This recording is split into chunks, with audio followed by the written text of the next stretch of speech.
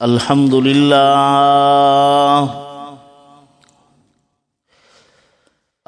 لله الذي لم يزل عالما قديرا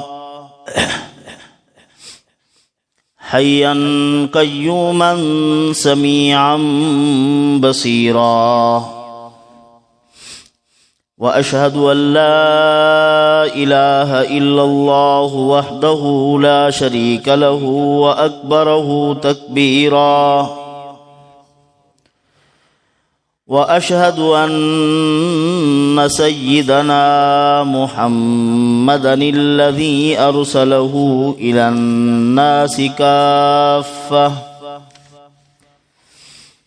الناس كافة بشيرا ونذيرا، وعلى آله وأصحابه وسلم تسليما كثيرا كثيرا. أما بعد، فأعوذ بالله من الشيطان الرجيم. بسم الله الرحمن الرحيم.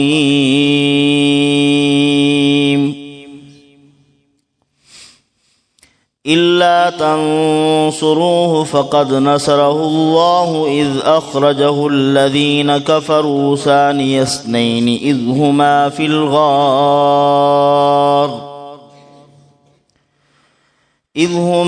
الغار إذ يقول لصاحبه لا تحزن إن الله معنا،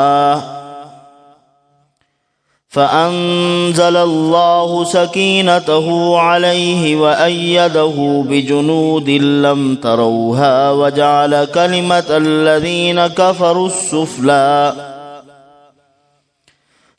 السفلى وكلمة الله هي العليا والله عزيز حكيم. آمنت بالله صدق اللہ العظیم. میرے انتہائی واجب الاحترام بھائیوں، دوستوں اور بزرگوں، پچھلے جمعۃ المبارک میں کچھ حضرت سیدنا صدیق اکبر رضی اللہ تعالی عنہ کی ایام زندگی اور ان کی سوانح حیات کے بارے میں گفتگو ہوئی تھی.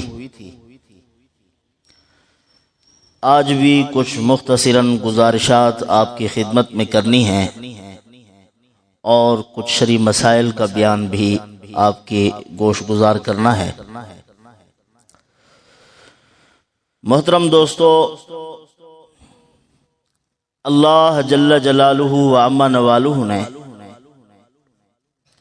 ہر نبی کے لیے اس کی تصدیق کے لیے ایک صدیق کو منتخب فرمایا ہے، اور نبی کریم صلی اللہ علیہ وسلم کے لیے اللہ رب العزت نے سیدنا صدیق اکبر رضی اللہ تعالی عنہ کو منتخب فرمایا، پسند فرمایا، چنا. اور پچھلی کتابوں میں بھی سیدنا صدیق اکبر رضی اللہ تعالی عنہ کا ذکر خیر آتا رہا، اور پہلے کتابوں کے علماء جو تھے وہ اس کو پڑھتے رہے ہیں. سیدنا صدیق اکبر کی نشانیاں اور ان کے لیے جو اللہ رب العزت نے پچھلی کتابوں میں ان کے تذکرے فرمائے ہیں اور ان کا جو اللہ پاک نے ان کی علامات بیان فرمائی ہیں وہ ساری کی ساری ان کو معلوم تھی، اور انہوں نے جب سیدنا صدیق اکبر کو دیکھا تو پہچان گئے کہ یہی وہ شخص ہے جو نبی کریم صلی اللہ علیہ وسلم کا خلیفہ بننے والا ہے. حضرت سیدنا صدیق اکبر رضی اللہ تعالیٰ عنہ نے ایک خواب دیکھا تھا، اور ملک شام میں ایک راہب سے اس کی تعبیر پوچھی تھی. خود بھی سیدنا صدیق اکبر رضی اللہ تعالیٰ عنہ علم تعبیر میں بڑی مہارت رکھتے تھے، اور اس کے ساتھ ساتھ علم الانساب میں بھی بڑا کمال حاصل تھا حضرت کو، یعنی نسب کا علم. کسی کی اگر آپ وہ پوری جس کو ہم پیڑھی کہتے ہیں جاننا چاہتے تو ایک نام لے لیتے، وہ آگے بیان کرنا شروع کر دیتے۔ تو حضرت سیدنا صدیق اکبر رضی اللہ تعالیٰ عنہ نے جا کے اس کے سامنے خواب بیان فرمایا کہ میں نے خواب دیکھا ہے بیت اللہ شریف پر میں کھڑا ہوا ہوں اور آسمان کا چاند روشن ہے، اور وہی چاند وہاں سے چلا آیا اور میری گود میں آ کے بیٹھ گیا، پورے عالم کو روشن بھی کر رہا ہے، اور پھر وہ میری گود میں آ گیا۔ اس نے تعبیر بتلائی بحیرہ راہب نے کہ آخری نبی جو انبیاء علیہ السلام کے سردار تشریف لائیں گے، آپ ان کا کلمہ پڑھیں گے اور اسلام کے دامن میں آ جائیں گے، اور اس کے بعد نبی کریم صلی اللہ علیہ وسلم کے لیے ہر قسم کی خدمت سر انجام دیں گے، اور ان کے مصلے کو بھی سنبھالیں گے۔ حضور کے وصال کے بعد آپ خلیفہ بنیں گے۔ وہ دوسرے مذاہب کے لوگ تو تسلیم کرتے ہیں، اور ہمارے ہاں یہ ہے کہ جو نام نہاد مومن اپنے آپ کو کہلاتے ہیں وہ حضرت کو خلیفہ ماننے کے لیے تیار نہیں ہیں، اگرچہ معلوم ہے کہ ساس ہوئے ہوئے ہیں۔ تو بہرحال میرے عزیزو، یہی خواب تھا جب نبی کریم صلی اللہ علیہ وسلم نے نبوت کا دعویٰ کیا تو سیدنا صدیق اکبر حضور کی خدمت میں حاضر ہوئے۔ حضور صلی اللہ علیہ وسلم نے فرمایا کہ اے ابو بکر، میری نبوت کے اس دعوے کی دلیل ملک شام میں جو تو نے خواب دیکھا تھا وہی خواب ہے۔ مد دلیل علی ما تدعی، فرمایا وہی خواب ہے جو تو نے ملک شام میں دیکھا تھا، اور راہب نے تجھے اس کی تعبیر بتلائی تھی، وہی تعبیر میرے اس دعوے کی دلیل ہے کہ میں اللہ کا پیغمبر اور نبی ہوں۔ تو سیدنا صدیق اکبر رضی اللہ تعالیٰ عنہ میں نبی کریم صلی اللہ علیہ وسلم کا عکس تھا، حضور صلی اللہ علیہ وسلم کے کمالات کا عکس حضرت سیدنا صدیق اکبر میں موجود تھا۔ استقامت حضور صلی اللہ علیہ وسلم میں جو تھی وہ استقامت حضرت میں بھی تھی، اور جو خوبیاں اور کمالات اللہ پاک نے نبوت میں رکھی وہ کمالات سیدنا صدیق اکبر میں تھے۔ حضرت شاہ عبدالعزیز محدث دہلوی رحمت اللہ علیہ نے لکھا ہے کہ سیدنا صدیق اکبر رضی اللہ تعالیٰ عنہ میں تمام کمالات نبوت جو نبی میں ہوتے ہیں وہ سب کے سب اللہ پاک نے سیدنا صدیق اکبر میں رکھے تھے۔ ان کا دیا جلا دیا، انہوں نے سارے عالم کو روشن کر دیا، ختم نبوت کا تاج حضور کے چہرے پر رکھ دیا، حضور نے سارے عالم کو اپنی نبوت سے روشن کر دیا، تو حضرت سیدنا صدیق اکبر رضی اللہ تعالیٰ کے سر پر نبوت کا تاج نہیں رکھا۔ یہ فرق ہے، باقی خوبیاں وہی تھی۔ نبی کریم صلی اللہ علیہ وسلم کی استقامت، جب مشرکین، رؤساء، بڑے بڑے سردار حضور کی خدمت میں آئے کہ آپ اپنا کام چھوڑ دیں، آپ دعوت چھوڑ دیں، ہمارے بتوں کے خلاف نہ ہو، حضور صلی اللہ علیہ وسلم نے فرمایا کہ میرے داہنے ہاتھ پر سورج کو اور بائیں پر چاند کو رکھ دو، میں اس کو زمین پر دے ماروں گا، میں اپنی دعوت سے پیچھے ہٹنے والا نہیں ہوں۔ تو یہی استقامت جب سیدنا صدیق اکبر رضی اللہ تعالیٰ میں تب دیکھنے میں آئی جب حضور صلی اللہ علیہ وسلم کا وصال ہوا۔ جب وصال ہوا تو حضرت صدیق اکبر رضی اللہ تعالیٰ عنہ کھڑے ہو گئے،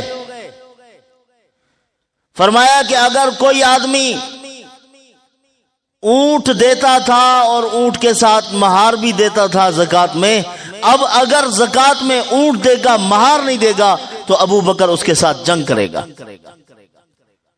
اور منکرین ختم نبوت اسود عنسی اور اسی طرح طلحہ اسدی اور اس قسم کے مسیلمہ کذاب حضور کے وصال کے بعد جو کھڑے ہو گئے تھے ان کا مقابلہ کیا۔ حضرت عمر رضی اللہ تعالیٰ عرض کرنے لگے، یا رسول اللہ ذرا حالات کو دیکھ لیں، حالات کو دیکھ کے چلیں۔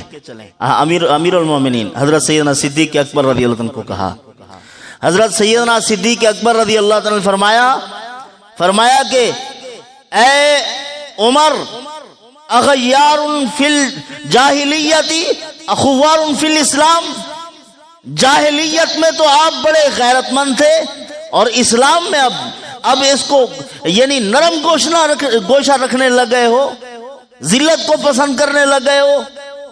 قطعاً ایسا نہیں ہو سکتا۔ ینقص الدین وانا حی، ابو بکر زندہ رہے اور دین میں کمی آئے، یہ نہیں ہو سکتا، میں قطعاً اس بات کو برداشت نہیں کروں گا فرمایا۔ یہ ایک مسلمان کا مزاج ہونا چاہیے، ایک مسلمان کا یہی مزاج ہونا چاہیے کہ ہم بھی زندہ رہیں اور اسلام بھی مٹتا رہے، یہ نہیں ہو سکتا۔ ہم زندہ رہیں گے تو پھر اسلام کے حامی بن کر کھڑے ہوں گے اور استقامت کے ساتھ کھڑے ہوں گے، اور جان کا نذرانہ بھی اگر پیش کرنا پڑا تو پیش کر دیں گے، پیچھے نہ ہٹیں گے۔ یہ مزاج تھا ان کا۔ بچپن سے حضرت مسلمان تھے، فطرت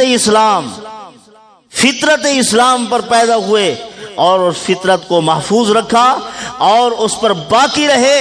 یعنی زمانہ جاہلیت میں جس نے شراب کو منہ نہیں لگایا، شراب کے مٹکے ہیں بنے ہوئے پڑے ہوئے ہیں، اور ہر ایک دوسرا آدمی جو ہے وہ شراب میں ملوث ہے، مبتلا ہے، لیکن حضرت نے کبھی شراب کو منہ نہ لگایا تھا۔ اور زنا ہے، بد کرداریاں، حضرت سیدنا صدیق اکبر نے کبھی زنا کے قریب تک نہ گئے۔ اور بت پرستی ہے اتنی کہ بیت اللہ میں بت گاڑے ہوئے ہیں، لیکن حضرت ابو بکر صدیق رضی اللہ تعالی عنہ نے کبھی بھی اپنی جبین نیاز بت کے سامنے نہیں جھکائی۔ یہ اللہ پاک نے ان کو شروع میں اسلامی مزاج عطا فرمایا تھا۔ مسلمان تھے، فطرتاً مسلمان، ان کے مزاج میں سچائی تھی۔ ایک دن ان کے ابا نے کہا کہ بیٹا چلو، حضرت عثمان، ابو قحافہ ان کی کنیت تھی، عثمان ان کا نام تھا، سیدنا صدیق اکبر رضی اللہ عنہ کا نام تھا عبد رب الکعبہ۔ زمانہ جاہلیت میں حضور صلی اللہ علیہ وسلم نے نام رکھا تھا صدیق، ابو بکر عبداللہ نام رکھا تھا، اور کنیت ان کی تھی ابو بکر، سب سے پہلے آنے والا۔ ہر معاملے میں مال دینے کی باری آئی تو مال سب سے پہلے لے کر حضرت تشریف لائے، اور جو بھی قربانی پیش کرنے کا موقع آیا تو حضرت نے سب سے پہل کی۔ اس کو کہتے ہیں ابو بکر۔ تو ابا جان لے کر گئے، چلو آپ کو آج بتوں کا تعارف کراتا ہوں۔ بیت اللہ شریف میں لے گئے، بت گاڑے ہوئے، کہا یہ لات ہے، یہ منات ہے، یہ عزا ہے، یہ فلاں فلاں بت ہیں، یہ ان کے نام۔ حضرت نے ہاتھ میں ایک پتھر پکڑا ہوا تھا۔ ابا جان نے باہر بھی کہا کہ بیٹا اب عبادت خانے میں داخل ہو رہے ہیں، وہاں ہمارے معبود ہیں، پتھر پھینک دو یا اس کو کہیں جیب میں ڈال دو۔ جیب میں ڈالنے لگے، پتھر بڑا تھا، جیب تھی چھوٹی، جیب میں نہ گیا تو پتھر کو پیچھے کر لیا۔ تو ابا جان عبادت میں مصروف ہو گئے۔ حضرت سیدنا صدیق اکبر رضی اللہ عنہ بتوں سے مخاطب ہوئے، فرمایا بھوکا ہوں، کوئی کھانا کھلا دو، پیاسا ہوں، پانی پلا دو کوئی۔ وہ کیا سنتے، اور پتھر کو لیا اور مارا، ایک بت کے ناک پر لگا، اور ناک گر کے دور جا پڑا۔ پورے مکہ مکرمہ میں کوہرام مچ گیا کہ بت کی ناک کٹ گئی، ہمارے خدا کا نک ڈھہ گیا، آج کشا نہ بچی، ہمارے بت کا ستیہ ناش ہو گیا۔ تو باپ جب نماز سے فارغ ہوئے تو حضرت سیدنا صدیق اکبر کو لے کے گئے گھر، اپنی بیوی سے کہا کہ دیکھو آج آپ کے بیٹے نے یہ کام کیا ہے۔ ام الخیر ان کا نام تھا، سلمہ۔ تو کہا کہ یہ کام آپ کے بیٹے نے کیا ہے، آج تو ہمارے خدا کی ناک کٹ گئی، اس نے پتھر مارا اور اس کا ناک توڑ دیا۔ اس نے کہا اس کو کچھ نہ کہو، جب یہ بچہ پیدا ہوا ہے میں نے آسمانوں سے بھی اور زمینوں سے بھی آوازیں سنی ہیں کہ یہ بچہ موحد بنے گا۔ ہاں، اس کے اندر شرک والی صفات اور اس قسم کی گھٹیا چیزیں اس کے اندر پیدا نہیں ہوں گی۔ تو بہرحال یہ موضوع بہت بڑا لمبا موضوع ہے۔ سیدنا صدیق اکبر رضی اللہ تعالیٰ عنہ میں جو نبی کریم صلی اللہ علیہ وسلم کا عکس تھا، حضور صلی اللہ علیہ وسلم کے کمالات ان کے اندر نظر آتے تھے، ان میں سے ایک خوبی بیان کر کے چند مسائل آپ کے سامنے بیان کرتا ہوں۔ ایک تو یہ ہے جو آپ صلی اللہ علیہ وسلم کے یعنی حضور صلی اللہ علیہ وسلم کے زمانے میں، حضور بھی تھے اس وقت مکہ مکرمہ میں، سیدنا صدیق اکبر رضی اللہ تعالیٰ عنہ ہجرت کر کے جا رہے تھے۔ ابن الدغنہ، ابن الداغینہ بھی آتا ہے، وہ ایک بہت بڑا رئیس آدمی تھا، وہ آ رہا، حضرت سے پوچھا کہ آپ کہاں جا رہے ہیں؟ فرمایا ہجرت کر کے جا رہا ہوں، میرے علاقے کے جو لوگ ہیں وہ پسند نہیں کرتے، میں رات کو اٹھتا ہوں اور تلاوت کرتا ہوں، اور ان کو خطرہ ہوتا تھا کہ سیدنا صدیق اکبر رضی اللہ تعالی عنہ کے قرآن کی آواز جب مکہ مکرمہ میں گونجتی ہے تو این یفتن ابناءنا و نساءنا، ہمیں خطرہ ہے کہ ہمارے گھر کی عورتیں اور ہمارے بچے کلمہ پڑھ کے مسلمان ہو جائیں گے، تو اسی لیے اس کو جلا وطن کرو۔ ان کی صبح و شام یہی کوشش ہوتی تھی۔ تو اس نے کہا کہ آپ واپس چلیں، میں آپ کی ضمانت دیتا ہوں کہ آپ صرف اپنے گھر میں محصور ہو جائیں، آپ باہر عبادت نہ کریں تاکہ کسی کے کان میں آواز نہ جائے۔ تو یہ آئے اور باتیں ہوئی، کچھ معاہدے ہوئے۔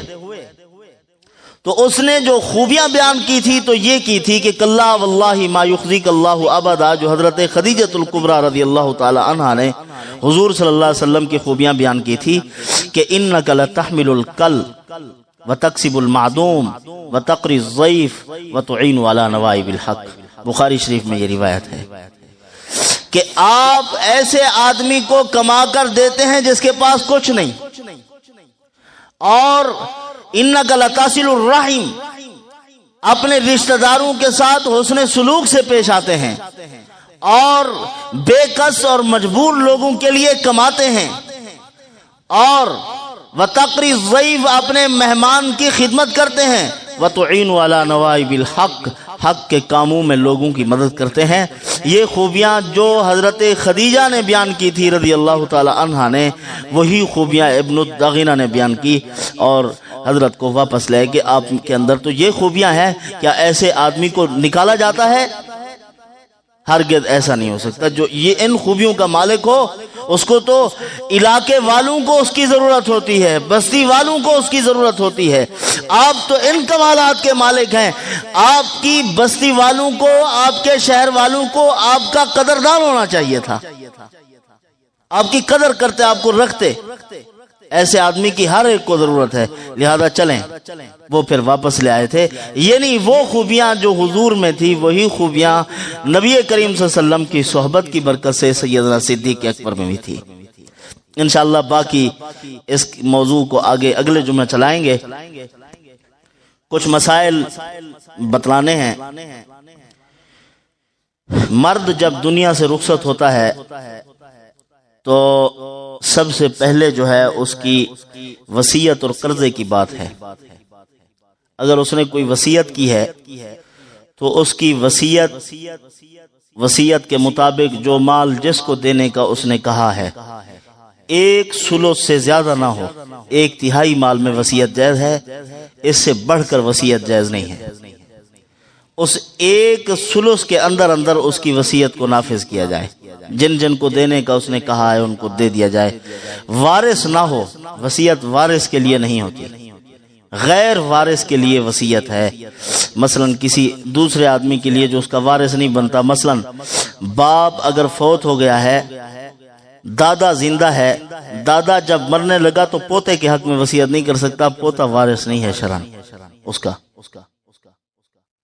پوترا ڈارے دا وارث شرعی طور پر نہیں ہے، ہمارا قانون دیتا ہے اس کو، شرعاً پوتا وارث نہیں ہے دادے کا، دادے کا وارث اپنا بیٹا ہے۔